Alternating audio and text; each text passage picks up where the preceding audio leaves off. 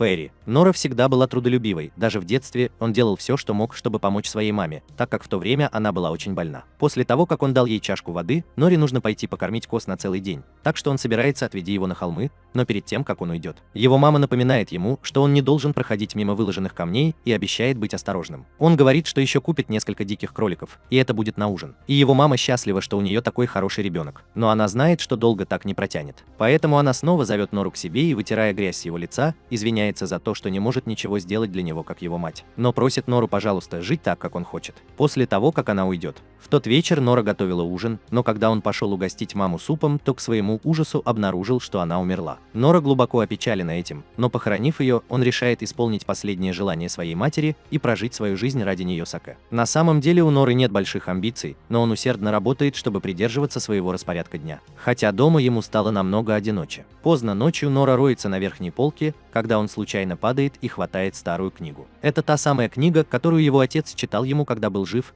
об искателе приключений и его многочисленных выдающихся приключениях в разных странах, об убийстве дракона, изучении магии и даже снятии проклятия. Запоминание этих историй дает Норе новую цель для достижения. Так что на следующий день Нора запасает много сена, чтобы животные могли поесть в его отсутствие. А потом он посещает могилы своих родителей, чтобы сказать им, что у него появилась цель, к которой он стремится, поэтому он собирается сделать все возможное, чтобы стать одним из них. Он в последний раз прощается с могилами своих родителей и домом своего детства, прежде чем отправиться в свое приключение и в первый раз пересечь барьер вокруг своего дома. Покинув свой дом, он провел ночь в лесу, а на следующий день наконец добрался до большого города. Он подошел к городским воротам, чтобы спросить о местонахождении гильдии искателей приключений, и охранники были достаточно любезны, чтобы указать ему на дорогу. Верное направление. Мур прошел через ворота и был поражен зрелищем, которое он увидел перед собой. Здесь больше людей, чем он когда-либо видел за всю свою жизнь, и все они живут в одном и том же месте. Прогуливаясь по улицам, Нур натыкается на искателя приключений, и его глаза мгновенно загораются еще больше, когда он вспоминает, зачем он вообще сюда приехал. Нур в конце концов прибывает в гильдию искателей приключений, и он готов осуществить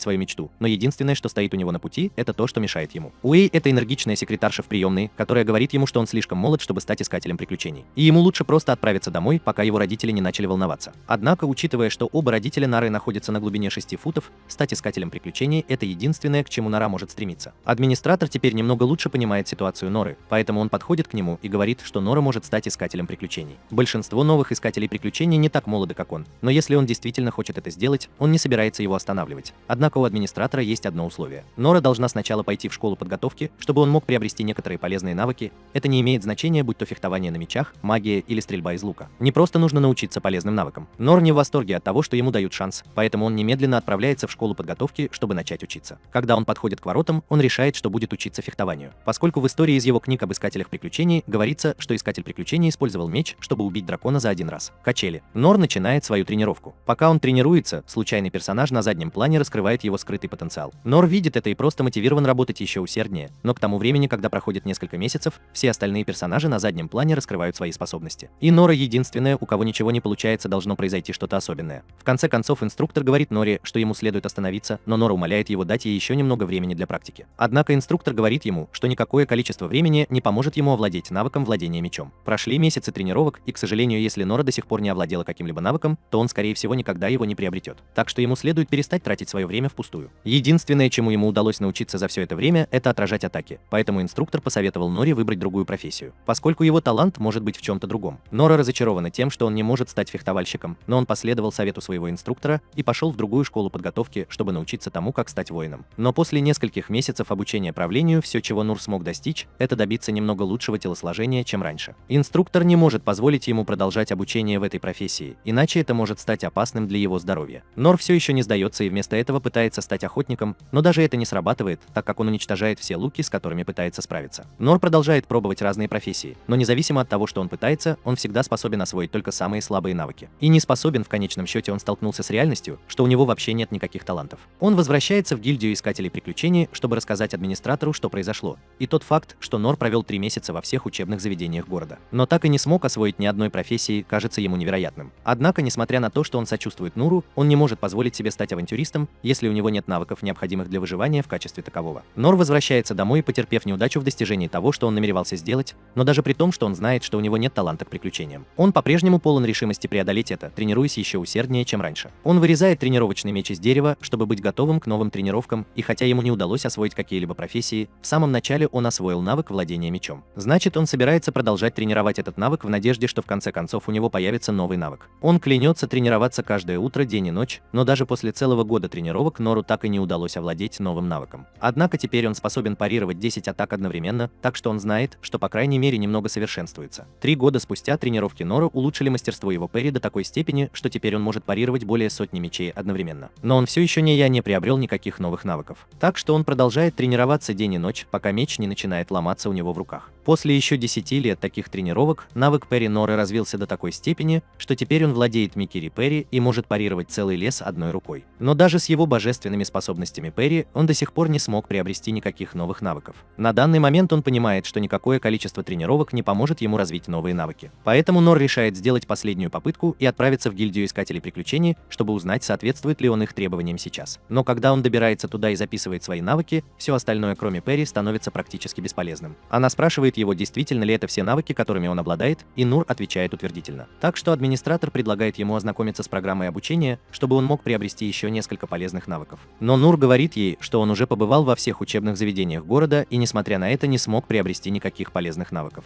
Администратор приносит свои извинения, но она ничем не может помочь ему зарегистрироваться, поскольку его навыки не соответствуют критериям регистрации. Как раз в этот момент бывший администратор, который теперь является мастером гильдии, выходит из подсобки, чтобы посмотреть, что происходит, и Нора сразу же узнает его. Но мужчине требуется минута, чтобы вспомнить, кто такая Нора с тех пор, как он стал таким большим. Как только он наконец вспоминает о Норе, он садится рядом с ней и спрашивает, как у него дела. Так что если Нора расскажет ему обо всем, что он сделал с тех пор, как в последний раз встречался с этим человеком, что было буквально ничем иным, как тренировкой. Однако, несмотря на все эти тренировки, Нор смог лишь немного улучшить свои навыки парри. Мастер гильдии сказал Норе, что существуют разные ранги авантюристов, и чтобы стать авантюристом Е-ранга, Нору нужно обладать как минимум 2 полезными навыками. Но поскольку он не соответствует этому критерию, он не может стать авантюристом Е-ранга. Однако это не значит, что у него нет возможности стать авантюристом, поскольку есть ранг ниже Е-ранга, который просто требует, чтобы у вас были 2 функционирующие клетки мозга. Мур очень рад это слышать, но добрый мастер говорит ему, что для получения этого ранга существуют определенные условия. А это значит, что ему запрещено выполнять любые задания, связанные с убийством монстров, или покидать город для сбора предметов. Это ограничивает его поисками, которые по сути представляют собой разнообразные задания, которые никто другой не хочет выполнять. Никто никогда не был настолько глуп или отчаялся, чтобы согласиться стать F-рангом, но для всего есть первый раз, когда Нора просит гильдмастера записать его на это. Гильдмастер не считает, что это хорошая идея, но Нора так настаивает, что он уступает и выдает ему лицензию F-ранга. Нора действительно счастлива и немедленно убегает, чтобы выполнить свое первое задание, используя свое физическое улучшение, чтобы перевести тонну товаров для доставки. Он также использует остальные навыки, полученные за неделю, чтобы помочь себе в повседневных заданиях, и он находит это очень полезным. Он наконец-то осуществил свою мечту стать искателем приключений и приносить пользу окружающим его людям, даже если это просто F-звание. Так что, хотя он все еще мечтает стать кем-то большим, чем прославленный мальчик на побегушках, он доволен тем, что у него есть. На следующий день мы видим, как Норс начинает свой выходной с того, что в одиночку расчищает сточную канаву для пожилой леди. После чего он приступает к своей строительной работе, перенося метрическая тонна цемента у него на плечах, и из-за этого он выглядит совсем легким. Так что к концу рабочего дня прораб на стройке благодарит Нура за всю его тяжелую работу, так как благодаря ему они значительно опережают свой обычный график. Однако, пока прораб говорит, Нур замечает, что что-то доносится из подземелья позади него, и внимательно прислушиваясь, он слышит, девушка кричит о помощи. И он не собирается делать вид, что не услышал ее, так что если он начнет бежать, чтобы предложить свою помощь. Войдя в подземелье, он увидел, что на девушку из ее отряда напал огромный минотавр,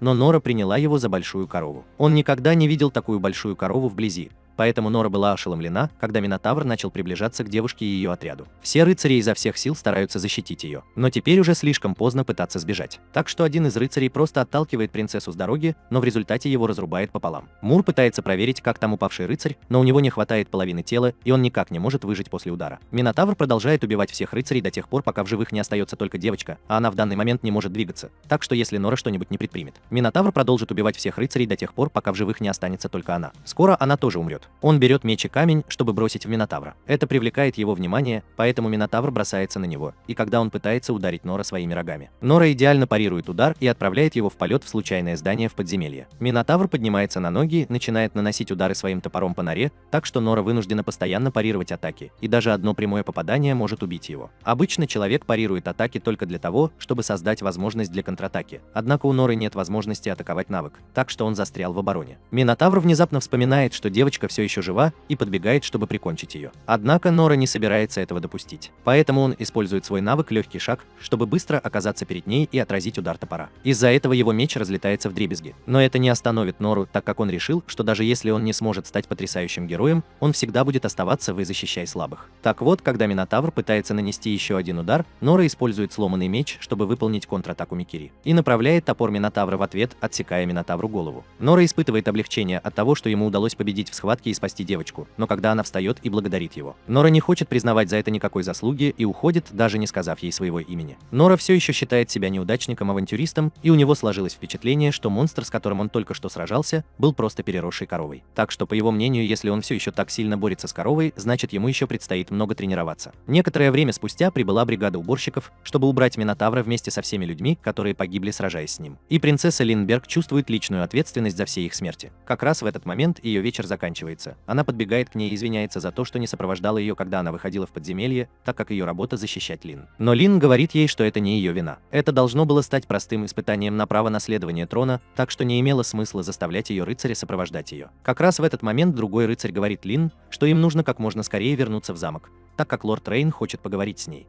И она уже знает, о чем пойдет речь. Вернувшись в замок, лорд Рейн только что закончил разговор с Лин, чтобы понять, что с ней произошло, но для него все это не имеет смысла. Единственный способ, которым Минотавр мог оказаться в этой части подземелья, это если он был кем-то магически вызван, и рыцарь согласен с этим. Это предположение. Он считает, что причина инцидента как-то связана с торговцем, который был найден мертвым на месте происшествия с кольцом. И после осмотра было обнаружено, что магический камень кольца обладает необычайно высоким уровнем чистоты, и это не то, что обычно продается на рынке. Минотавр — это опасный демон уровня А, так что ни один случайный богач не смог бы купить что-то, способное управлять им. А герб на кольце указывает на то, что он происходит из магической империи Доритас, так что Рейн считает, что за этим стоят они, поскольку у них всегда были с ним проблемы. Но даже в этом случае тот факт, что они открыто пытались убить Лин и даже не потрудились избавиться от улик, должно означать, что они пытаются спровоцировать Рейн на развязывание войны. Кроме того, они могут получить контроль над подземельем. Помимо этого, Рейн также должен подумать о парне, который спас Лин, поскольку, согласно отчетам, он смог победить Минотавра за считанные секунды, используя только сломанный меч. И вдобавок ко всему, шпионы Касла пытаются, они хотели последовать за ним, когда он уходил, но он буквально исчез у них на глазах. Рейн не может поверить в то, что он слышит, поэтому ему действительно интересно выяснить, кто же этот таинственный воин. Тем временем Норн только что вернулся в гильдию, и гильдмастер удивлен, что он все еще жив. Он услышал о появлении демона в подземелье, и это было прямо рядом со строительной площадкой, на которой работал Нор, поэтому он подумал, что Нора могла погибнуть. Нора извиняется за то, что побеспокоила его, и объясняет, что прошлой ночью за ним следили какие-то подозрительные люди, поэтому ему пришлось отделаться от них и пойти домой, не сообщив о случившемся. Гильдмастер говорит, что Норе повезло остаться в живых, так как Минотавр — это демон, который настолько силен, что даже авантюрист Аранга мгновенно умрет, если столкнется с ним лицом к лицу. Мур все еще не понимает, что гильдмастер говорит о той же корове, которую он убил, поэтому он спрашивает, что случилось с этим демоном. И гильдмастер говорит ему, что его убил какой-то таинственный человек. Мур по-прежнему не обращает внимания на тот факт, что он и есть тот таинственный человек, о котором идет речь, поэтому он просто приходит с отчетом о выполненных им сегодня работах. Гильдмастер отдает ему его оплату, но он напоминает Норе, что ему лучше просто устроиться на обычную работу, так как ему будут платить больше вот так. Но Норе все равно, сколько денег он зарабатывает, главное, чтобы он был искателем приключений. Как раз в этот момент позади Норы появляется Лин и говорит, что она рада, что наконец-то нашла его. Она извиняется за вторжение в его личную жизнь, но она действительно хотела встретиться с ним снова, поэтому использовала свой навык обнаружения на большом расстоянии, чтобы найти его. Нора предполагает, что она должна быть авантюристка класса вора, если у нее есть навык обнаружения, но Лин говорит, что на самом деле она волшебница. Она просто обладает навыками во всех различных классах, даже если они являются только базовыми. Гильдмастер и другие посетители начинают узнавать Лин, поэтому она спрашивает, могут ли они с Нуром поговорить на улице, но прежде чем он это делает, гильдмастер хватает Нура и спрашивает, что он сделал, чтобы Лин заговорила с ним. Нур говорит, что он не сделал ничего противозаконного, а это значит, что у него не должно быть проблем или чего-то подобного. Поэтому мастер гильдии говорит ему пойти с Лин и убедиться, что он не натворит глупостей. Снаружи Лин скрывает себя и Нора с помощью одного из своих умений, чтобы их никто не мог увидеть, и как только они наконец оказываются в уединенном месте, Лин еще раз извиняется за то, что ворвалась к Нуру, когда человек с его силой, вероятно, был бы очень занят. Мур говорит, что все в порядке, поэтому Лин начинает с того, что еще раз благодарит его за то, что он сделал, потому что он спас не только ее жизнь, но и жизни бесчисленного количества людей по всей стране. Мур считает, что он не заслуживает такой уж высокой оценки, поскольку все, что он сделал, это убил корову. На самом деле он почти уверен, что Лин справилась бы с этим сама, если бы он не появился. Понятия не имею, как он пришел к такому выводу, когда увидел, как одна и та же корова убила нескольких рыцарей,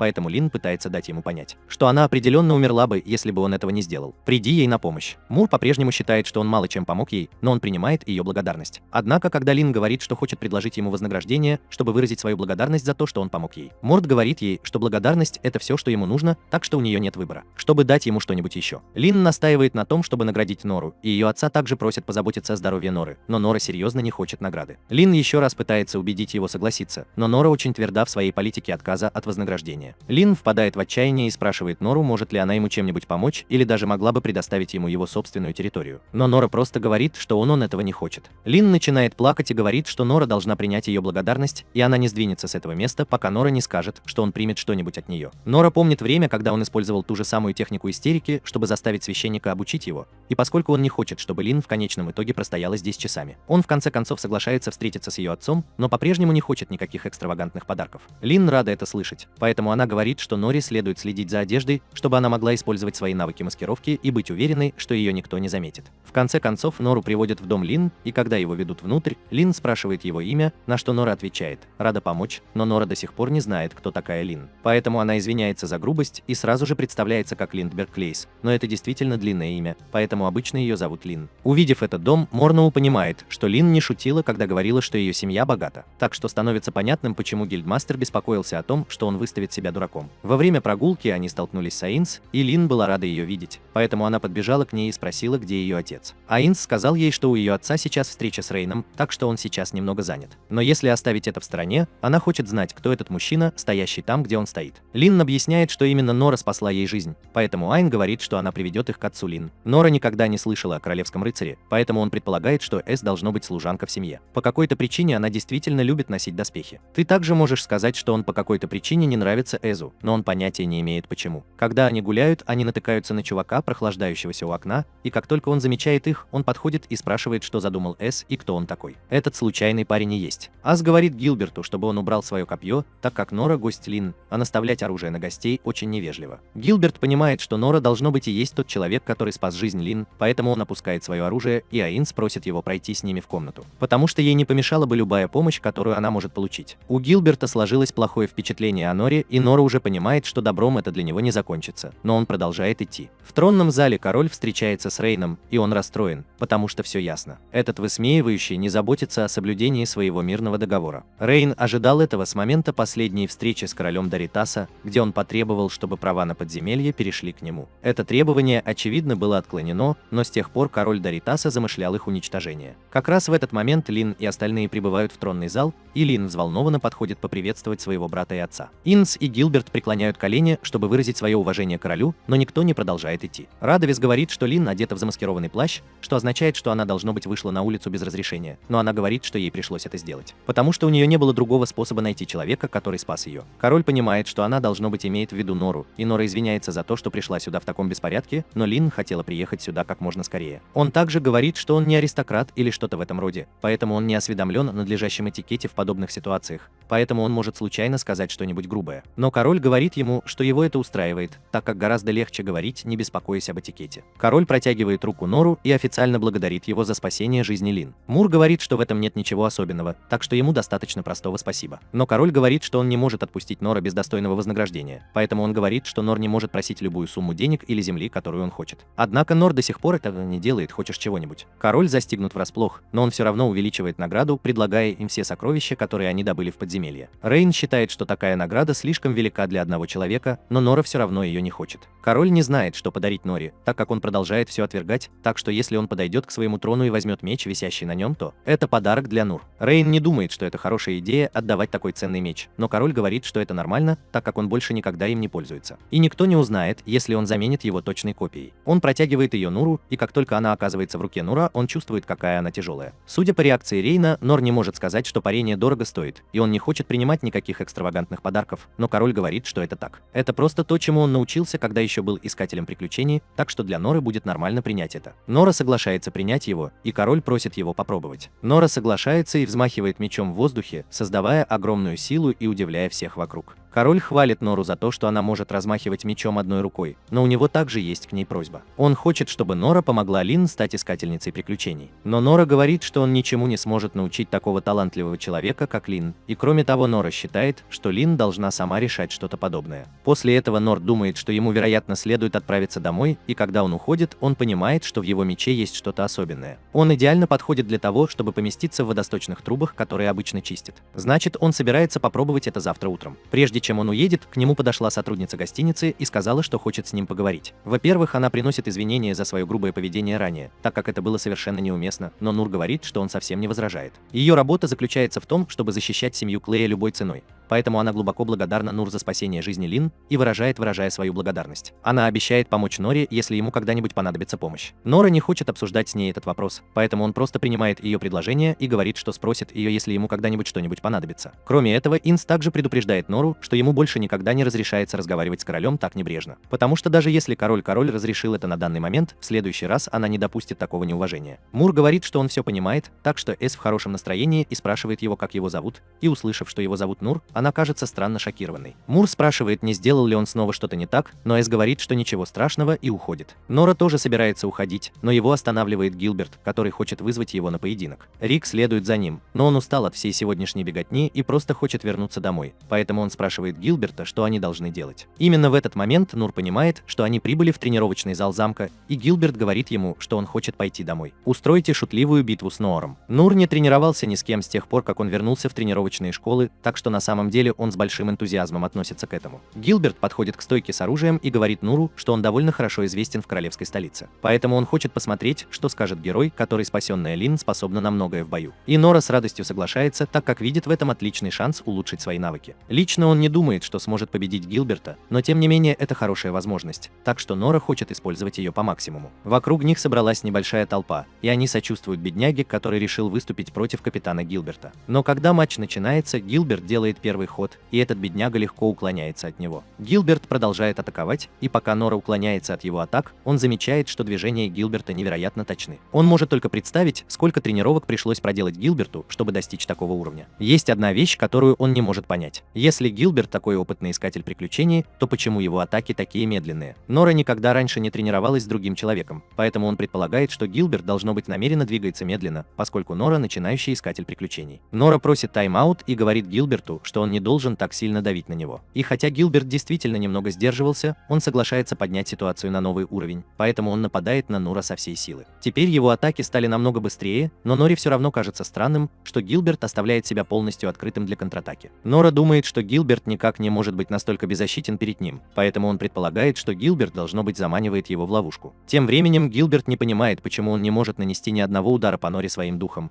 поэтому он пытается использовать один из своих фирменных приемов на Нору. Но пока Нора удивлена, он просто подпрыгивает в воздух, чтобы уклониться от удара. А когда Гилберт пытается ударить его в воздухе, он просто проваливается под ударом. Ни одна из этих атак не заставила Нору даже вспотеть, поэтому он говорит Гилберту, что ничего страшного, если он прибавит скорость еще больше, так как он двигался слишком медленно. Гордость Гилберта уязвлена этим заявлением, и Нора наконец начинает понимать, что все эти одиночные тренировки, возможно, на самом деле сделали его сильным. Но внезапно Гилберт использует свое высшее мастерство в попытке нанести хотя бы один удар по Норе. Но как только пыль улеглась, Нора исчезла и появилась рядом с Гилбертом, и к удивлению Гилберта, Нора сказала, что он сдается. После этого Нора отправляется домой на целый день, и он рад, что выбрался оттуда до того, как все стало плохо. Но возвращается в тренировочном зале, подчиненные Гилберта заняты тем, что пытаются придумать причины, по которым Гилберт определенно все еще сильнее Нора, даже несмотря на то, что его последний ход не сработал. Но в глубине души Гилберт понимает, что проиграл во всех отношениях, какие только можно вообразить. У него был талант к владению копьем с того самого первого дня, как он взял его его в руки, так что не было никого, кто мог бы противостоять его силе. Чем больше он тренировался, тем более мощными становились его приемы и тем больше силы он набирал. Но несмотря на все это, он не испытывал ничего, кроме скуки, так как так и не нашел себе достойного противника. Он объехал все королевство в поисках сильных противников, но после того, как он уже победил каждого воина в этой конкретной деревне, деревенский староста извиняется и говорит, что здесь не было никого, кто мог бы сравниться с ним. Его сила. Вождь продолжает рассказывать ему, что ходят слухи о том, что отношения между королевством и другой страной рушатся, поэтому они призывают сильные войска подготовиться к возможной войне. Так что если Гилберту повезет, он, возможно, встретит кого-то, кто сможет бросить ему вызов, который он так отчаянно искал. Ну что же, Гилберт вернулся в Капитолий, и ни один член отряда не смог противостоять ему. А убийство демонов больше не было забавным занятием и для него тоже, независимо от того, насколько велик был демон. Ему надоело, что его окружают одни слабаки. Однажды, когда он отдыхал под деревом, к нему подошел инструктор и спросил, почему он выглядит таким мрачным, ведь его только что короновали владыкой копья. Даже несмотря на шикарный титул, Гилберту по-прежнему скучно, потому что он окружен полными слабаками. Его инструктор подчеркивает, что Ианс – сильная личность, и хотя Гилберт согласен с тем, что она сильная, но это скорее другой вид силы. Так что всякий раз, когда они устраивают показательные бои, Гилберт всегда оказывается окончательным победителем. Он думает, что все было бы намного интереснее, если бы вокруг было больше компетентных людей, таких как его инструктор. И он знает, что его инструктору должно быть тоже скучно. Особенно с учетом того, что ему приходится тренировать кучку новичков-авантюристов, которые даже не дотягивают до силы его мизинца. Инструктор признает, что это немного скучно, но ему поручено защищать королевство, и каким бы сильным он ни был, он не сможет выиграть целую войну в одиночку. Кроме того, он уверен, что однажды появится искатель приключений, который превзойдет его по силе. Когда Гилберт услышал о человеке, которому удалось в одиночку победить Минотавра, он захотел встретиться с ним лично, но в этом не было никакого смысла. Он не проявил никакого интереса к самым щедрым подаркам, которые мог предложить король,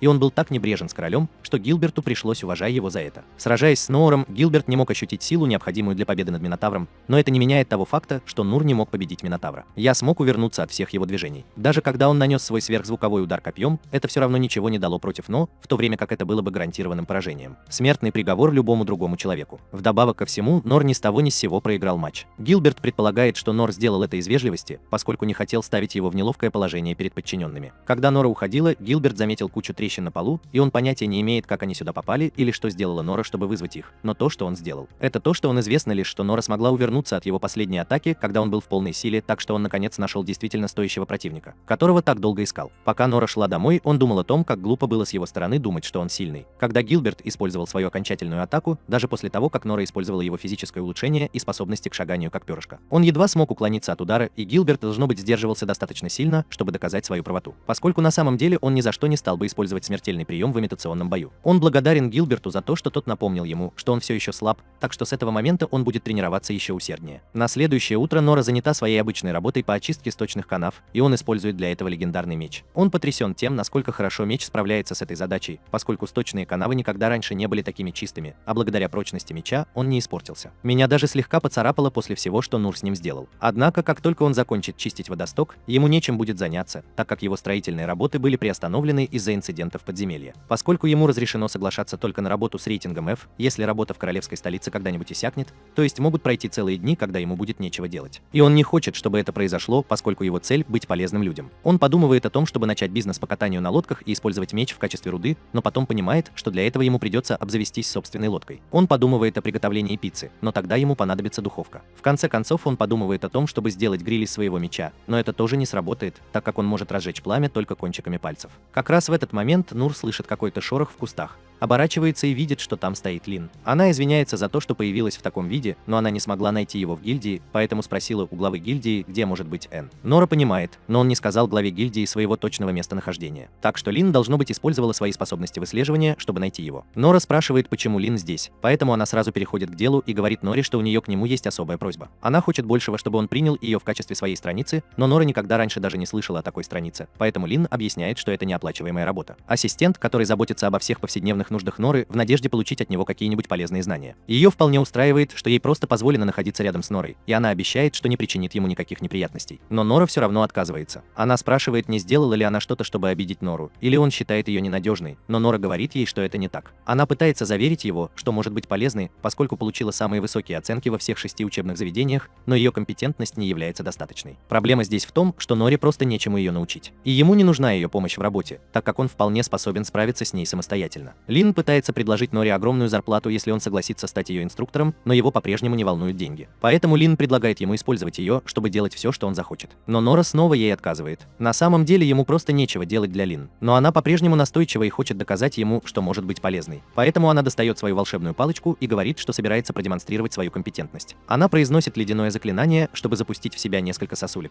Но прежде чем попасть в них, она использует огненное заклинание, чтобы уничтожить их. Она говорит Норе, что это самый высокий уровень магии, который она может использовать, и в дополнение к этому она также изучила секретный навык вора облака по имени Мисс Блейд. Она научилась этому искусству непосредственно у теней повелителя, и оно достаточно прочное, чтобы легко срубить дерево одним взмахом. Следующим шагом она хочет показать Норе свое мастерство владения мечом. Поэтому она наносит божественный удар прямо в нору, но он без особых усилий уклоняется. Урон, который наносится дереву, является доказательством того, насколько мощным является этот прием, и он даже наносит дополнительный урон при использовании против немертвых монстров. Она собирается показать ему больше своих умений, но Нора говорит ей, что он увидел достаточно. Лин думает, что это означает, что он готов принять ее в качестве своей страницы, но Нора по-прежнему отклоняет ее просьбу. Нора понимает, что Лин, должно быть, считает его человеком, у которого стоит учиться, но увидев все, на что она способна, Нора искренне чувствует себя неполноценной по сравнению с ней. Он пытается еще раз сказать ей, что он ничему не может ее научить. Но Лин понимает это так, что Нора считает ее слишком слабой, чтобы стать его ученицей. Она утверждает, что ее сила признана всеми 6 властелинами, и она уверена, что сможет быть полезной Норе, если он позволит ей присоединиться к нему. Мысль Норы все еще не доходит до него, поэтому он говорит Лин, что она обладает многими удивительными способностями, но на данный момент это предел способностей Норы. Лин теряет дар речи и оставляет Нору на сегодня одну, но по дороге домой она рассказывает историю о мальчике с нет таланта, который прошел бы все 6 учебных заведений. Люди часто думали, что это не более чем выдуманная легенда, поскольку большинство взрослых не выдержали бы давления строгой программы обучения в одной школе. Не говоря уже о том, чтобы пройти курсы во всех 6, и Лена тоже думала, что это выдуманная история, но на самом деле ей довелось встретиться с этот человек. Когда она изучала магию, Оукин показал ей кое-что интересное о базовом заклинании «Крошечное пламя». Хотя создаваемое пламя обычно бывает размером с точку, при достаточной практике можно сделать пламя немного больше. Для него это не имело практической пользы, но к этому моменту он прожил уже 200 лет,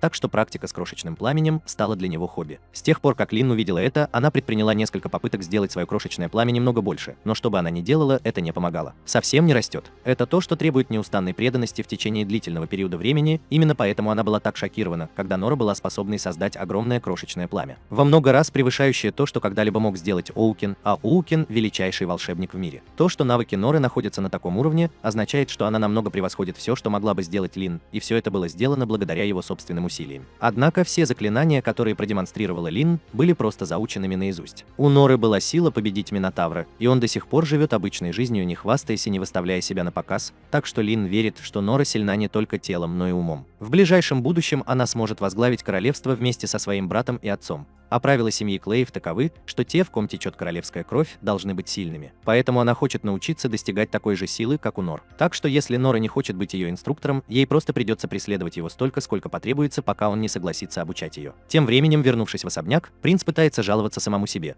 потому что не понимает, почему его отец подарил ему этот подарок. Черный клинок достался случайному человеку неизвестного происхождения. Меч был приобретен в те времена, когда король был еще искателем приключений, и в этом конкретном путешествии он исследовал самые глубокие уголки подземелья с 6 суверенами. И хотя это было долгое и опасное задание, в конечном итоге оно привело их к обнаружению главного сокровища подземелья. Клинок сделан из неизвестного материала, который прочнее всего, что когда-либо видело королевство. Поэтому, независимо от навыков и способностей, которые были использованы для его испытания, не было никаких проблем. На нем нет ни единой царапины. Значит, этот меч был назван несокрушимым. Самый большой вопрос, который у них возник по этому поводу, заключался в том, как такое прочное оружие могло оказаться в таком плохом состоянии. Но ответы на эти вопросы никогда не будут найдены теперь, когда король отказался от меча. Но опять же, принц может понять мотивы короля, поскольку беспорядки в королевстве в последние месяцы только усилились. Так что вполне возможно, что король рассчитывает на то, что Норт внесет какие-то изменения. В этот самый момент Нора и Лин стоят у продуктового киоска, и Нора спрашивает ее, ничего ли, если она просто поболтает с ним. Но она говорит, что все в порядке, так как сейчас она ведет себя как авантюристка, так что она вольна делать все, что ей заблагорассудится. Хочет. В таком случае Мур сказал ей, что он планировал отправиться в гильдию после того, как они поедят. Но его все еще не устраивают отношения между Лин и учеником-преследователем. Он не считает себя человеком, монстром, достойным называться учителем, но Лин следует за ним повсюду, куда бы он ни пошел, как будто это совершенно нормально. Нор думает, что если он возьмет на себя некоторые из своих обычных заданий Арона от гильдии, то рано или поздно Лин должна прийти к пониманию, что Нора просто обычный парень и потеряет к ней интерес, но учитывая, с каким возбуждением она следит за ним, это кажется маловероятным. После обеда Нур и Лин отправляются в гильдию, но гильдмастер смущен, увидев, как Нур непринужденно общается с принцессой, поэтому он спрашивает Нору, что происходит. Лин напоминает гильдмастеру, что пока она здесь, она всего лишь искательница приключений, поэтому он не должен называть ее принцессой. Принцесса. Гильдмастер приносит свои извинения, но сейчас он в еще большем замешательстве, чем раньше, поэтому он спрашивает Храпа об этом. Нур говорит, что это действительно сложная история, но гильдмастер занимается этой работой достаточно долго, чтобы понимать, что он не хочет ввязываться в сложные сюжетные линии. Поэтому он меняет тему и спрашивает Нура, не пришел ли он сюда за очередным заданием. Нур подтверждает это и просит дать задание, с которым могут справиться два человека, так что гильдмастер просматривает доступные ему задания. И поскольку Лин присоединится к Норе, пока она имеет серебряный ранг В, Нора теперь имеет право выполнить задание по охоте на гоблинов, что является для него полным шоком. Квесты с гоблинами – это один из основных способов проверки своих навыков начинающими искателями приключений, так что он очень рад, что ему разрешили взяться за такое задание. Гильдмастер говорит, что обычно Лин смогла бы выполнить это задание или что-то более высокого уровня в одиночку, но так как Нора имеет F-ранг, это самый подходящий вариант. Лучшее, что им позволено иметь. Нора счастлива, что наконец-то получила задание, которое будет не просто трудоемким, но он также чувствует себя немного неловко, поскольку это означает, что он воспользуется рангом авантюристки Лин для своей личной выгоды. И до сих пор он пытался заставить Лин оставить его в покое, так что он не думает, что заслуживает того, чтобы полагаться на нее сейчас. Он спрашивает Лин, согласна ли она с этим, поскольку Нор не стала бы использовать свой ранг, чтобы согласиться на эту работу. Но Лин говорит, что все в порядке, так как она просто счастлива помочь всем, чем может. Нора рада слышать, что она не возражает против этого, даже если у него все еще есть сомнения по поводу того, стоит ли полагаться на ребенка, но так как это ради одной из его мечт. Он готов согласиться с этим и берет свой меч, чтобы отправиться в путь. Однако гильдмастер пока не предоставил Нору никакой информации о задании, так что Норе придется вернуться и спросить, куда именно он должен отправиться. После окончательного одобрения задания, гильдмастер указывает на карту и говорит Норе, что они с Лин должны направиться в этот район. И им разрешается сообщать только о тех монстрах, которых они действительно поймали. Это место известно как лес зверей, и согласно правилам гильдии, они должны вернуть правильные уши убитых гоблинов, чтобы получить компенсацию. Но с другой стороны есть сообщение о том, что популяция гоблинов сокращается, так что в случае, если им не удастся найти ни одного гоблина, им разрешается привезти с собой какие-нибудь лекарственные травы или что-то в этом роде. Теперь, когда все улажено, Нор и Лин направляются к гейткиперам, где необходимо просмотреть их информацию. И после того, как все будет проверено, им обоим разрешат отправиться на поиски. Некоторое время спустя они прибыли в лес зверей. И это первый раз, когда Нора видит такую густую растительность. И они отличаются от деревьев, которые она обычно видит в южном лесу. Говоря о вещах, которых Мор никогда раньше не видел, он спрашивает Лин, не может ли она рассказать ему немного о гоблинах, так как он хотел бы узнать, на что они похожи, прежде чем встретиться с одним из них. Лин все понимает и начинает рассказывать ему о том, что гоблины — это монстры, которые обычно охотятся на мелких животных и собирают фрукты в пищу. Но также известно, что они нападают на людей. Если их не остановить, их популяция может легко выйти из-под контроля. Вот почему гильд дает подобные задания, чтобы помочь сохранить мир. Популяция гоблинов находится под контролем, но гоблины также являются ценной частью экосистемы леса, поэтому лучше не охотиться на них до полного исчезновения. Нора благодарна за информацию, и он также впечатлен тем, как много Лин знает о приключениях, но это просто означает, что ему действительно нечему ее научить. По мере того, как они углубляются в лес, Лин использует свои поисковые способности, чтобы найти поблизости гоблинов, но она ничего не находит поблизости. При обычных обстоятельствах они уже должны были столкнуться по крайней мере с одним гоблином, но похоже, слухи о сокращении численности гоблинов все-таки правдивы. Хотя она и не обнаружила ни одного гоблина, сканирование Лин действительно выявило существо, похожее на монстра, но это немного далеко отсюда. Поскольку у них нет других монстров, на которых можно охотиться, Нор соглашается отправиться на поиски этого неизвестного монстра. Они начинают продвигаться еще глубже в лес, и чем дальше они заходят, тем гуще становятся деревья, придавая местности зловещую атмосферу. Это именно то место, где гоблин с удовольствием побродил бы, но пока они идут, Лин замечает нечто странное, а именно присутствие гоблина. Монстр, за которым они следили, просто внезапно исчезает. Они прибывают в то место, где Лин ранее почувствовала присутствие монстра, но насколько они могут судить, здесь ничего нет. Однако Нор замечает пару болтающихся ног, парящих в воздухе, поэтому Лин произносит заклинание раскрытия, и оно показывает огромного гоблина посреди леса. Мур спрашивает, что это за штука, и Лин отвечает, что она думает, что это гоблин, но ей, вероятно, следовало уточнить, что с тех пор у обычных гоблинов не бывает прессов в 10 кубиков. Нора считает, что все гоблины должны быть такими большими. Гоблин поднимает два дерева, чтобы напасть на них, и Лин просто сходит с ума, но Нора просто думает, что она напугана, потому что у нее нет большого боевого опыта. Однако настоящая причина, по которой она сходит с ума, заключается в том, что это существо — император гоблинов. Император гоблинов — это монстр, созданный, когда ученые заперли гоблина в спортзале, где не было ничего, кроме протеинового порошка и стероидов. И вдобавок к тому, что он уже был до смешного накачан, этот монстр способен способен поедать других гоблинов и поглощать их силу, становясь еще сильнее. Нур говорит ей, что беспокоиться ни о чем, поскольку, судя по его ограниченным знаниям о гоблинах, даже начинающие искатели приключений должны быть в состоянии победить эту тварь. И видя, что Нур остается таким уверенным в себе, у Лин сложилось ложное впечатление, что он, должно быть, знал об императоре гоблинов заранее. Вот почему он был так взволнован возможностью устранить эту серьезную угрозу. Теперь она еще больше уважает Нору, чем раньше, и поскольку он, кажется, уверен в их способности победить в этой битве, она решает проявить немного мужества и встать рядом с ним, чтобы сражаться. Гоблин бросается на них, так что Нора занимает позицию и парирует все его удары. Гоблин понимает, что Нора слишком искусна и пытается загнать ее в угол, чтобы получить преимущество. Однако Нора знает, что он пытается сделать, поэтому он одолевает гоблина, и пока тот заблокирован оглушением, он приказывает Лин атаковать. Она запускает заклинание ветра, за которым следует шквал сосулек, но даже с этим гоблин движется слишком быстро, чтобы она могла его остановить. Сделай чистый снимок. Как только гоблин перестает бежать, он отбрасывает огромное дерево Лин, но прежде чем она получает удар, Нур бежит впереди. Они и блокируют атаку. Гоблин продолжает бросать деревья в Нура, и в конце концов ему приходит в голову идея сокрушить его, бросив несколько деревьев в него сверху и еще один спереди. Так что теперь Нора не может блокировать их все сразу. К счастью, прежде чем Нора получает удар, Лин использует заклинание «Взрыв ветра» и сносит деревья, нанося урон гоблину. Нора благодарит ее за помощь, но когда Лин снова смотрит на гоблина, она потрясена, обнаружив, что он исцеляется с аномально быстрой скоростью. Моносома на его голове, вероятно, позволяет ему восстанавливать свои силы, так что такими темпами они определенно закончатся выносливости, прежде чем они смогут победить его. Как раз в этот момент Нуру приходит в голову идея победить гоблина, и он просит Лин выстрелить ему в спину струей ветра. Лин думает, что это безумная идея, поскольку один из ее порывов ветра достаточно силен, чтобы разрушить стены замка. Так что прямое попадание гарантированно серьезно повредит ранить Нура. Тем не менее, Нур все еще хочет довести свой план до конца, и кроме того у него будет меч за спиной, так что он победит, я не буду принимать удар на себя напрямую. Единственный шанс, который у них есть на победу, это быть быстрее гоблина, и это единственный план, который у них есть, так что Лин соглашается помочь. Когда гоблин готовится атаковать еще раз, Лин запускает в нору поток ветра и отправляет его лететь вперед с невероятной скоростью. Он теряет сознание на 2 секунды, но после того, как приходит в сознание, он использует свое физическое усиление, чтобы стабилизировать себя. Шаг перышка, чтобы уклониться от бросков монстра по дереву, и низкий каблук, чтобы снять нагрузку с его тела. Это позволяет ему подобраться достаточно близко к гоблину и нанести ему точный удар в лоб, выбив камень моны. Теперь, когда камень моны удален, убить гоблина будет намного легче, поэтому Нора просит Лин прикончить его. Но так как он находится в большом количестве, уже испытывая боль, он просит ее не заставлять его страдать. Лин соглашается, но затем она сжигает гоблина заживо, и я не думаю, что это считается смертью без страданий. К счастью, на сегодня они закончили свои поиски, но Нур говорит, что собирается воздержаться от дальнейших поисков по уничтожению гоблинов, поскольку он недостаточно силен, чтобы справиться с простыми гоблинами, как сейчас. Позже тем же вечером принц получил известие об императоре гоблинов, которого победили Нур и Лин, и он почти уверен, что за всем этим каким-то образом стоит империя магии. Но что его действительно беспокоит, так это частота моностона, который был имплантирован в голову гоблина. Нечто подобное могло исходить только от священной теократии Митры, так что теперь им тоже придется беспокоиться о них. Принц спрашивает, как дела у Лин после боя, и с облегчением слышит, что она получила лишь незначительные ранения, несмотря на то, что столкнулась с таким монстром, как этот. Но согласно тому, что Лин рассказала секретному трупу, гоблин использовал свою высокоуровневую маскирующую магию. Так что, вероятно, это было в этот лес продержится по крайней мере пару дней. Принц удивлен, что у него была маскирующая магия, которая была незаметна даже для их спецназа. Но если оставить это в стороне, как, черт возьми, империя магии смогла перевести такого гигантского монстра в королевство так, что никто этого не заметил? Даже если бы это было сделано с помощью магии призыва, магические сети королевства должны были бы это обнаружить. Он спрашивает, были ли какие-либо признаки того, что император гоблинов был в лесу,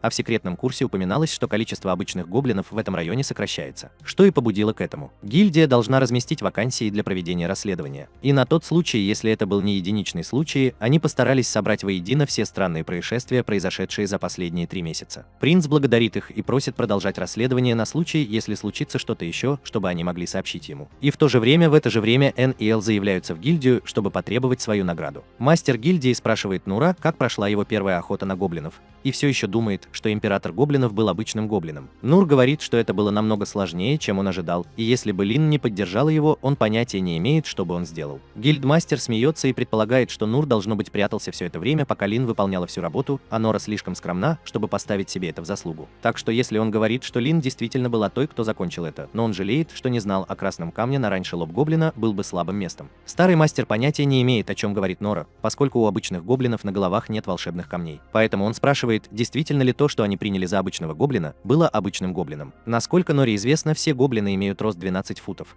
Так что он говорит, что это был обычный гоблин, и гильдмастер верит ему на слово. Оформление документов официально завершено, так что теперь им просто нужно предоставить доказательства убийства гоблина. Однако именно тогда они вспоминают, что Лин сожгла тело дотла, так что им нечего предъявить в качестве доказательства. Там, в замке, принц Рейн получает сводный отчет о каждом странном происшествии, которое недавно произошло в королевстве. И он потрясен, осознав, что в замке произошло нечто странное. Многие из этих сообщений похожи на инцидент, произошедший в лесу зверей. А это означает, что враг уже в значительной степени проник в королевство. Он приказывает секретной службе собрать всех, у кого есть навыки поиска, и отправиться в лес, чтобы посмотреть, смогут ли они отсеять незваных гостей. Он также хочет, чтобы 6 суверенов также были призваны на помощь, поскольку это может быть серьезной чрезвычайной ситуацией. Секретная служба отправляется выполнять его приказы, и Рейн не может поверить, что он не понимал, что это происходит не вовремя. Он понятия не имеет, что может планировать магическая империя, но ему противно, что они готовы поставить жизни всех невинных граждан здесь под угрозу. Рискуют только потому, что хотят получить права на подземелье. Вернемся к Ноору и Лин, они сейчас перекусывают, и, к счастью, гильдмастер был достаточно любезен, чтобы наградить Нора, несмотря на отсутствие доказательств. Он знает, что Нур и Лин не стали бы лгать по этому поводу, да и один гоблин в любом случае многого не стоит, так что он не видел в этом ничего плохого. Нор рад, что успешно завершил свою первую охоту с Лин,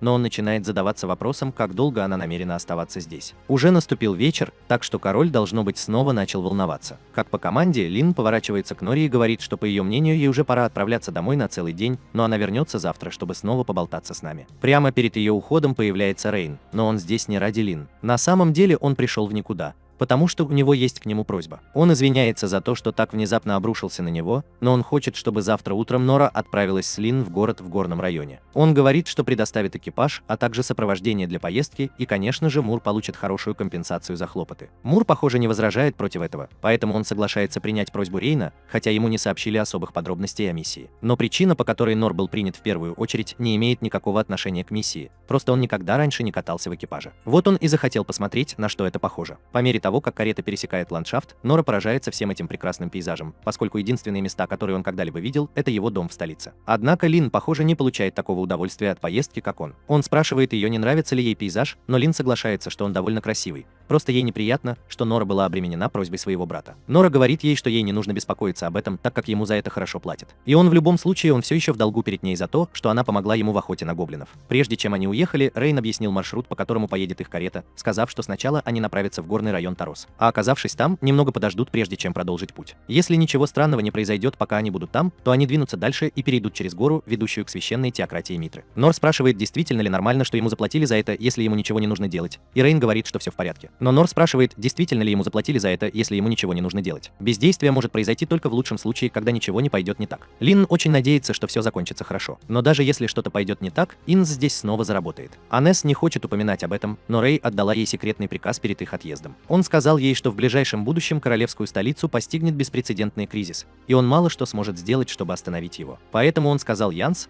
что если она получит известие о разрушении королевской столицы, то ей следует бежать в Митру вместе с Нур и Лин. Он не сказал Лин об этом плане, потому что знал, что она действительно скажет, что хочет остаться и сражаться за Капитолий. И он не может позволить ей подвергать себя опасности. Она считает, что ей не стоит покидать Капитолий в качестве сопровождающей Лин и Нор, когда они находятся на грани кризиса. Но Рейн настаивает, что ее работа имеет первостепенное значение. Она единственная, кому он может доверить Лин, поэтому ему нужно, чтобы она позаботилась о том, чтобы Лин оставалась в безопасности, несмотря ни на что. Вернемся к настоящему. Аинс и остальные в данный момент отдыхают у реки, и Аинс пользуется моментом, чтобы извиниться перед Норой за то, что перепутал, ввязался во все эти неприятности. Нора не понимает, что она имеет в виду, так как предполагается, что это обычная поездка, и что более важно, он замечает, что Аинс кажется чем-то расстроен. Поэтому он спрашивает ее, не беспокоит ли ее что-нибудь. Она просто сказала, что немного волнуется в данный момент, особенно из-за ее текущих обязанностей по сопровождению, а это значит, что она также должна обеспечивать безопасность Норта. Мур говорит ей, что ей не нужно беспокоиться о нем, так как он вполне способен постоять за себя, и если все закончится действительно плохо, он бы сбежал, если бы это было необходимо. Энс говорит ему, что он не собирается этого делать, потому что если что-то пойдет не так, она сможет защитить его и Лин своим щитом. Нора удивлена, что у АЭС есть с собой щит, так как не похоже, что на ней есть какое-либо снаряжение.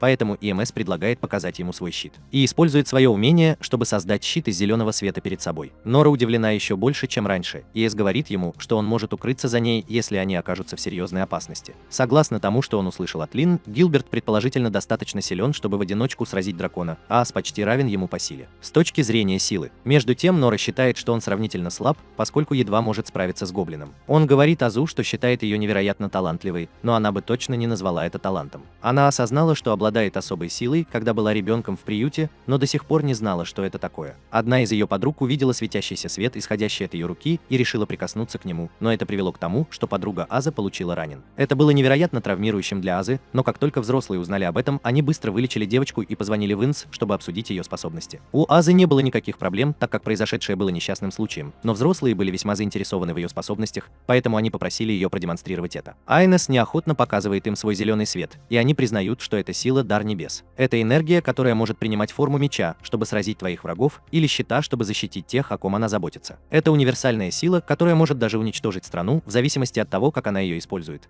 Поэтому правители сказали, что научат ее использовать свою силу правильно. Ее обучением в основном занималась владычица щита, и вскоре она легко смогла сформировать щит, который мог остановить с легкостью разбивая валуны. Однако даже при том контроле, который она имела над своими силами, инцидент с ее подругой заставил ее постоянно бояться случайно причинить вред другим. Поэтому она намеренно дистанцировалась от тех, кто ее окружал. Но в тот день, когда она встретила Нура, она была потрясена, осознав, что где-то слышала его имя раньше. Когда они с Данделом были на задании, он только что спас Янса от гигантского богомола. Но впереди было еще больше монстров, и солдаты, которые были с ними, начали проявлять признаки усталости. Так вот, Дандел упомянул, что тебе хотелось бы, чтобы рядом все еще был кто-то вроде Норы. Нора заслужила одобрение своего приемного отца раньше, чем смогла бы, так что у Ас развилась естественная ревность к этому человеку по имени Нора, несмотря на то, что они никогда раньше не встречались. Вот почему она была так враждебно настроена по отношению к Норе, когда впервые встретила его, и, честно говоря, она до сих пор испытывает чувство ревности. Но она не хочет, чтобы ее эмоции мешали выполнению миссии, так как она должна защищать Лин любой ценой. Пока они идут дальше, никто из них не замечает странного мертвого пятна на полях,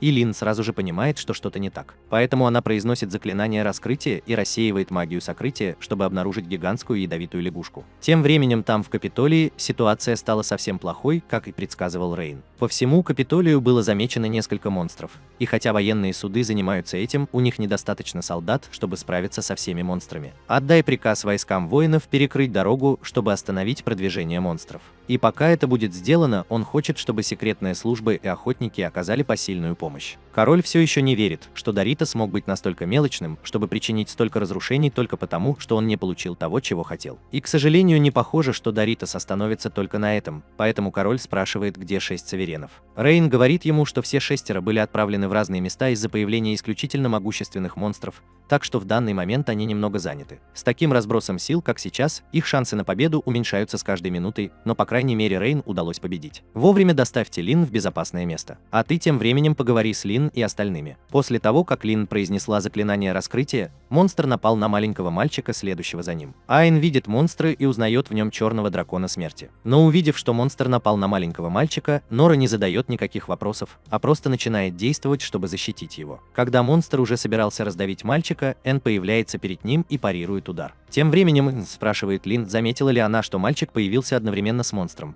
что означает, что он тоже был скрыт заклинанием. И это может означать только одно. Мальчик должно быть родственник демона. Лин помнит, как однажды говорила о родственниках демона с Рейном, и суть в том, что родственники демона почти идентичны людям. Но у них есть особая способность устанавливать ментальные связи с монстрами по желанию, так что если уж на то пошло, они считается, что они ближе к монстрам, чем к людям. И большинство людей считают их отвратительными существами. Есть записи, в которых говорится, что Митер был почти полностью уничтожен демоническими сородичами 200 лет назад, и из-за этого люди активно охотились на сородичей демонов, пока не решили, что они вымерли. Однако в мире все еще есть несколько выживших сородичей демонов, и из-за хода истории и их близкого вымирания они питают крайнюю ненависть к людям. И поскольку этот мальчик сородич демона, это означает, что он привел монстра сюда в попытке атаковать Капитолий с его помощью. Айнс не может поверить, что Нора помогла бы кому-то, кто явно является врагом. Но как бы там ни было, Лин по-прежнему считает, что они должны пойти и помочь Норе. Однако Айнс оттаскивает ее назад и говорит, что не позволит ей помочь ему, потому что это небезопасно. Пока Нора парирует атаки лягушки, он понимает, что эта тварь намного слабее, чем пожиратель, с которым он сражался вместе с Лин. Так что если он сможет просто задержать ее, пока Лин или Инс не доберутся сюда, убить ее будет легко. Однако есть одна вещь, которую Нор не смог предвидеть, когда лягушка выпустила в его сторону немного темного газа. Обычно Нор не стал бы отпрыгивать в сторону, чтобы спастись, но если бы он это сделал, то мальчик пострадал бы, так что если он решит вместо этого пустить газ в пару. К сожалению, это приводит к тому, что Нор отравляется, и последствия последствия для его здоровья катастрофичны. Кровь начинает сочиться у него изо рта и глаз, когда яд начинает действовать. И судя по количеству уже нанесенного ущерба, Нор точно знает, что это должен быть смертельный яд. Он падает на землю, теряя силы, а лягушка вот-вот выплюнет еще больше яда. Так что Лин хочет броситься спасать его, но Иоанн останавливает ее, предупреждая, что следующее облако яда будет намного больше, так что она будет только подвергая себя опасности. Долг Иоанн защищать Лин любой ценой, так что если она сможет хотя бы убедиться, что Лин выживет,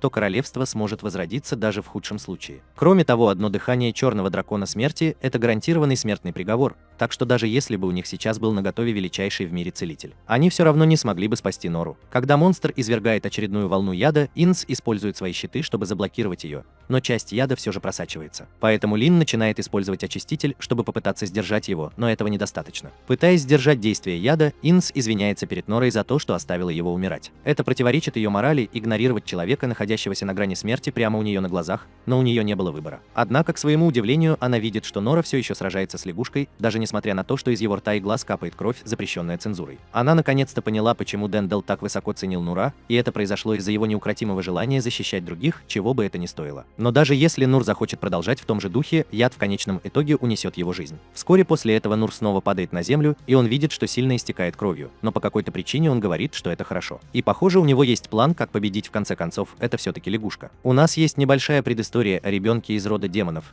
из того дня, как он и все остальные так называемые проклятые дети родились. Они были изгнаны из мира за своей способности управлять монстрами. Их всех заперли в камере и кормили отвратительной пищей. Способность контролировать монстров существовала всегда, и раньше ее использовали только для контроля домашнего скота. Но в какой-то момент кто-то решил начать контролировать монстров и использовать их для участия в войне. Так что с тех пор эту способность ненавидит. Пока он был заключен в тюрьму, мальчика ежедневно избивали без всякой причины, и когда его спросили, что он сделал, чтобы заслужить такое жестокое обращение, он был просто избили еще сильнее, пока его с трудом можно было узнать. И вдобавок ко всему, ему не давали еды целых 3 дня. После этого он научился больше не огрызаться, если хотел уменьшить боль, которую ему предстояло испытывать. Позже его выставили на всеобщее обозрение, чтобы жители города могли оскорблять и нападать на него, как им заблагорассудится. Именно так обычно обращались с родственниками демонов, но для мальчика это было намного хуже, потому что у него была способность читать мысли. Так что он мог слышать все их жестокие мысли одновременно. Как только люди поняли, что он может читать мысли, они начали особенно ненавидеть его и стали относиться к нему еще более жестоко, чем обычно. Но даже несмотря на все эти страдания, мысль о мести ни разу не приходила ему в голову. Он ненавидел свое положение, но ему все равно не нравилась идея причинять боль другим людям. Однако однажды его похититель приказал ему взять под контроль 2 монстров и использовать их для нападения на соседнее королевство. Он попытался убедить мальчика сделать это, предложив ему сократить ежедневные побои до 2-недельных, и он даже добавлял немного хлеба, который был чуть менее заплесневелым. Но если мальчик откажется, то с ним будут обращаться гораздо хуже, чем сейчас. Мальчик попытался прочитать мысли своего похитителя, чтобы выяснить, в чем заключался его план,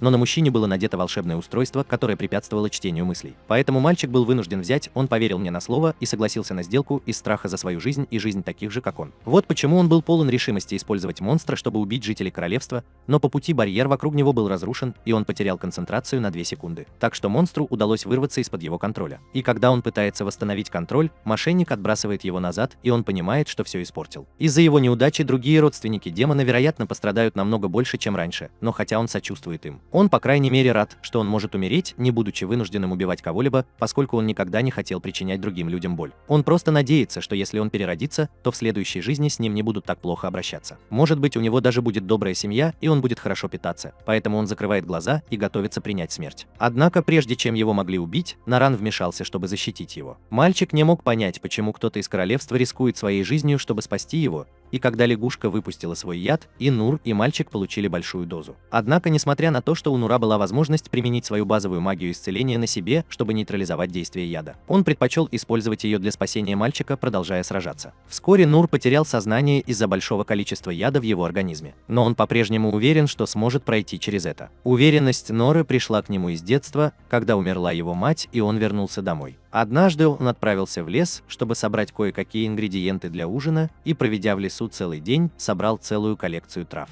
Он точно не знал, что это за травы, Но что плохого может случиться, если он просто положит все это в свой суп на ужин? Вот это. Это самое худшее, что может случиться. В настоящее время Нора истекает кровью на полу, потому что суп оказался очень ядовитым, и поскольку рядом не было никого, кто мог бы ему помочь, он был обречен на смерть, если бы быстро не предпринял что-нибудь для своего спасения. Так вот, он использовал свой низкий каблук, чтобы попытаться немного восстановиться. К счастью, низкий каблук позволил ему дожить до утра, и как только он наконец снова может стоять, он выходит на улицу, чтобы умыться, а затем направляется в библиотеку, чтобы выяснить, что он только что съел. Он понимает, что красная трава, которую он принес, называется драконья погибель, а его мама даже специально предупредила его, чтобы он никогда ее не ел, так что он не может поверить, что совершил такую глупую ошибку. Но отравления будет недостаточно, чтобы заставить его перестать работать. Мор изо всех сил старается выбраться наружу, чтобы продолжать свои ежедневные тренировки, но яд сильно ослабил его, так что в конце концов он падает на землю от боли. Он снова надевает туфли на низком каблуке, чтобы почувствовать себя лучше, и, к его удивлению, он просыпается спустя некоторое время после потери сознания и чувствует себя намного лучше, чем раньше. У него больше не болит живот, и это хорошо, но теперь он также может сказать, что невероятно голоден, поэтому он возвращается в лес, чтобы найти что-нибудь съестное. Когда он делает это, он очень осторожен, чтобы не сорвать еще одно растение, уничтоженное драконом. И хотя он определенно не собирается повторять ту же ошибку снова, когда он осматривает растение, его кусает в задницу ядовитая шипастая змея. Ему удается забить ее насмерть, но известно, что змея чрезвычайно ядовита, так что Нор вскоре падает на землю из-за этого. Однако, в то время как любой обычный человек к этому времени уже был бы мертв, Нор просыпается пару часов спустя, и кажется, с ним все в полном порядке. Еще раз. Он с трудом может поверить, что пережил это, и поскольку он уже убил змею, он решает забрать ее домой и попробовать съесть. Он решил, что если ему удалось пережить укус змеи, то он вряд ли столкнется с какими-либо негативными побочными эффектами от укуса. И на этот раз он прав, поскольку яд не оказывает на него особого воздействия. И на самом деле получается очень вкусно. На следующий день Нур отправляется проверить свою гипотезу, поэтому он находит еще один ядовитый шип и заставляет его укусить себя так, что он может посмотреть, что произойдет. И как он и думал, яд, похоже, распространяется по его телу намного медленнее, чем вчера, так что он считал, что приобрел какую-то устойчивость к ядам. Он был взволнован, так как верил, что это может стать ключом к раскрытию какого-то нового навыка. Так что если бы Нора начала намеренно искать ядовитые предметы для употребления в пищу в надежде получить новый навык,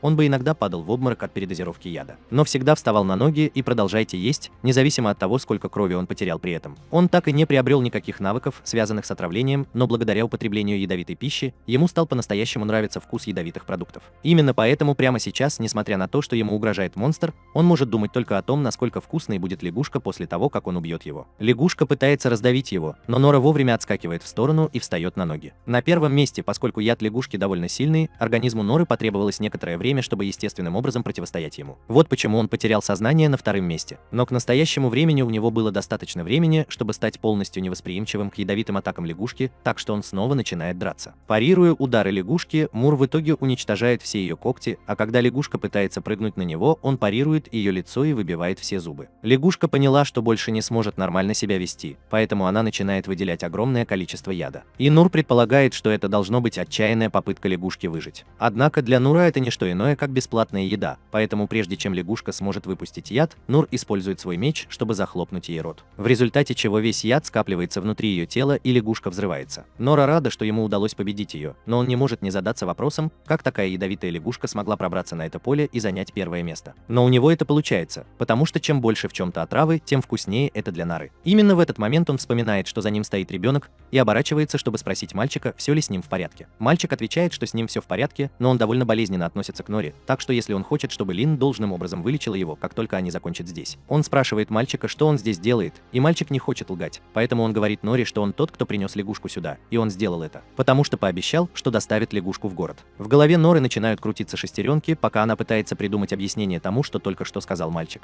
И поскольку он такой фанат ядовитой пищи, он думает о черном глухом драконе только как о домашнем скоте, которого нужно съесть, что приводит его к выводу, что мальчик должен стать фермером по выращиванию лягушек. Он также решил, что мальчик должно быть прятался за барьером, потому что не хотел, чтобы у него отняли его восхитительно ядовитое лягушачье мясо. Так что теперь Нор считает, что он испортил доставку мяса мальчику и начинает обильно извиняться за это. Он предлагает вернуть мальчику деньги за лягушачье мясо, даже если это займет у него пару лет, но мальчик говорит Норе, что в этом нет необходимости, поскольку это не имеет значения. Это имеет для него значение. Нора принимает это, но ему все еще интересно, как такому маленькому мальчику, как он, удалось так далеко продвинуть эту лягушку на первое место. Мальчик нерешительно отвечает, что у него есть способность управлять монстрами, так что именно это он использовал, чтобы привести монстра сюда. Мур думает, что мальчик должен обладать каким-то удивительным навыком, чтобы иметь возможность делать это, но мальчик уточняет, что это не навык, а скорее способность, с которой он родился. Мальчик также говорит Ною, что он родственник родственник демона, но в то время как он ожидал, что Нор станет враждебным по отношению к нему. Нор просто начинает обдумывать все, что бы он сделал, если бы у него были такие способности. Например, он мог бы попросить животных помогать ему в поле, он мог бы отправлять сообщения с помощью птиц. И ему больше никогда не нужно было бы беспокоиться о том, что на него ночью нападет монстр. Так что он вроде как хотел бы, чтобы у него тоже была такая способность. Мальчик спрашивает Нору, действительно ли он не боится его и его способностей, но Нора не видит причин, почему он должен бояться, поскольку у мальчика есть способность, которая очень полезна. Мальчик был потрясен, узнав, что Норт считает его способности полезными, так что если он расплачется, потому что никогда не верил, что его жизнь может иметь такой смысл. Норт видит в этом мальчике много от себя, но он не понимает, почему у него так мало самоуважения, когда он обладает таким замечательным мастерством. Он предполагает, что должны быть какие-то смягчающие обстоятельства. Но он знает, что мальчик когда-нибудь сможет стать великим человеком, поэтому он заверяет ребенка, что у него впереди светлое будущее. Как раз в этот момент остальные подбегают проведать Нура, и Лин хочет немедленно приступить к его лечению. Но Нур говорит, что с ним все в полном порядке, так что ей не о чем беспокоиться. Лин не может поверить, что с Норой действительно все в порядке после удара дракона Черной Смерти,